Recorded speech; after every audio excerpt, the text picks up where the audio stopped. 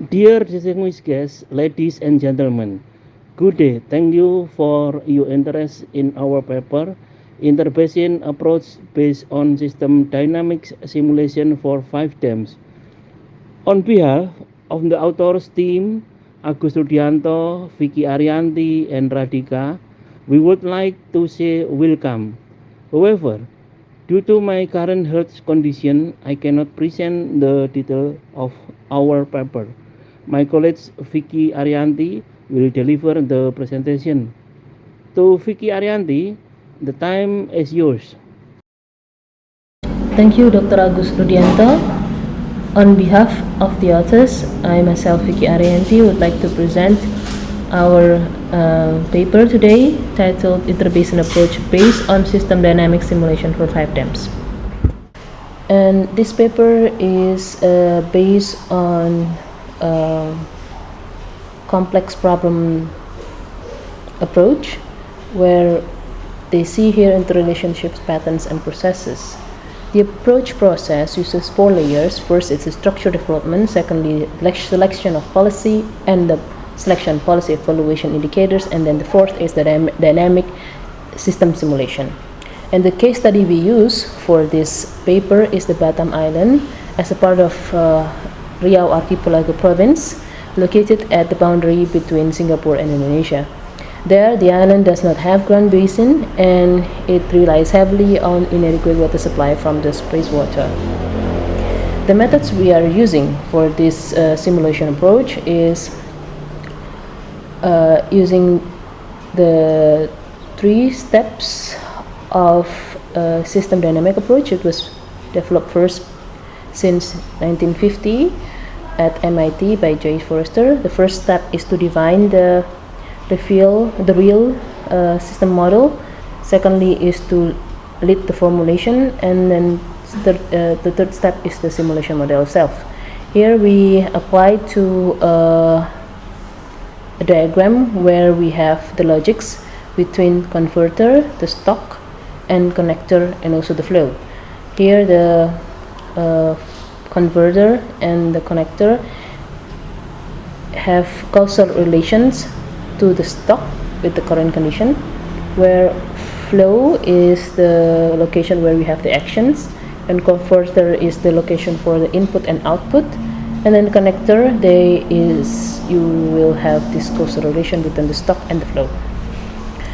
For the first, we have findings presented into 3 different layers. One is the real system model, the second is the formulation, and the third is the simulation itself.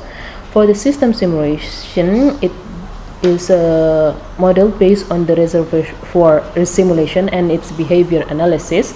The reservoir system model, where we have here the storage of the reservoir itself, water availability, and also runoff and outflow, and then rain inflow, and then the storage capacity, and this intervention between outflow and demand.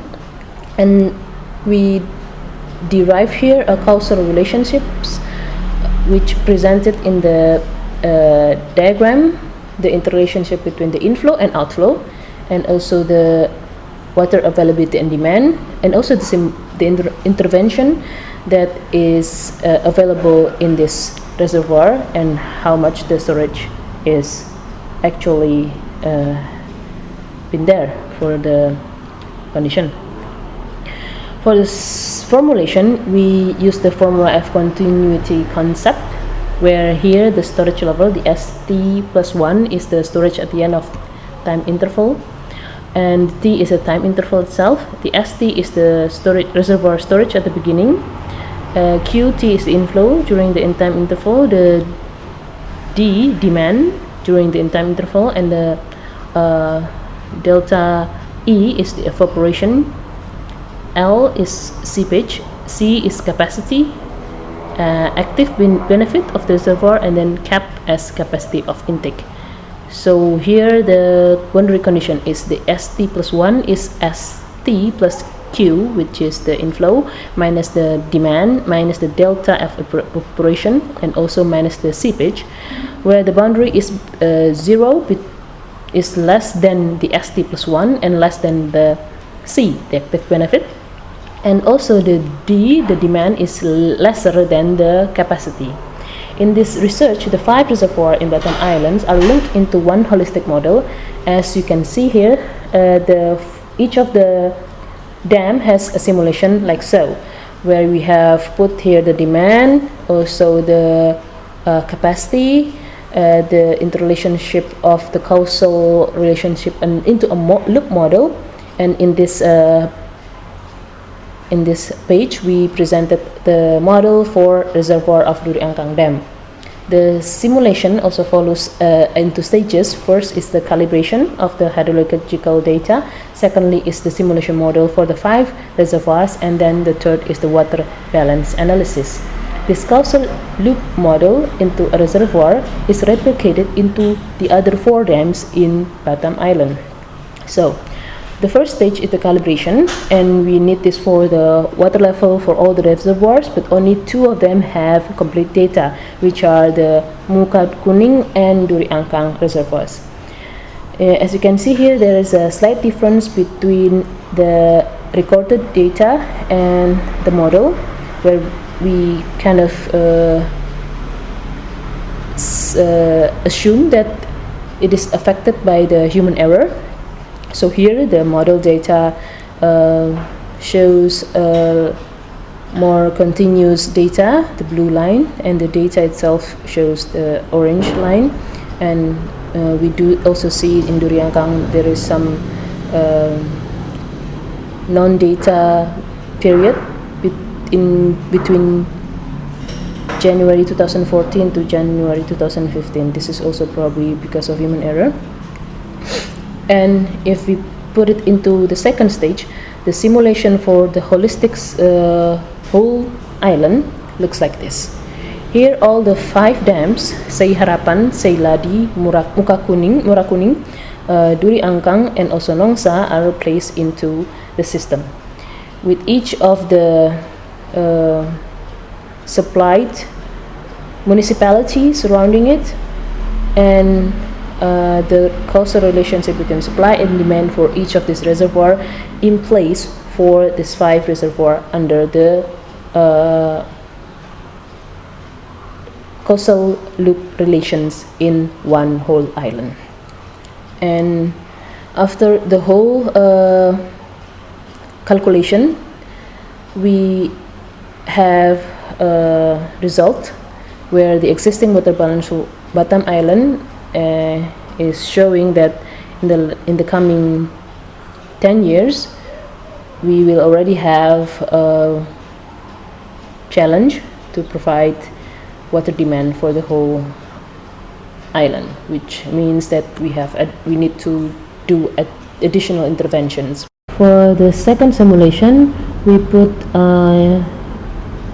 interventions into this simulation, and we added new potential dams, Rampang, Tembesi, and Segong in 2023, and other small dams in 2028, and even more in 2033, and others in 2038, which is Rempang 2, Rempang Utara, and Segolang. This will provide extra 0.13 meter cubic per second, or 9.28 meter cubic per second in 2028. And so, as the conclusion, the simulation has 3 stages provided as a guideline, but the implementation can differ for each case, and this is a very flexible simulation. It can be developed further into another type of complex model. Even though in our study the interbasin transfer is not as complex as other cases, there are still no limitation to the simulation, and for our case study it has a limitation of only using the surface water balance. And so for the first simulation, we presented that the Batam Island has increased population growth by 2017. The demand is already going to be at 3.31 meter cubic per second, and it will have deficit starting the upcoming 10 years. So we run the second simulation with this new interventions with newly added dams and everything, and so by 2028 and 2038 we have a surplus of water, and this model can still be upgraded with additional interventions of sea water river osmosis or other efforts on recycled water. That's all what we have for today's presentation. Thank you for your attention and wish you have a good discussion for this session.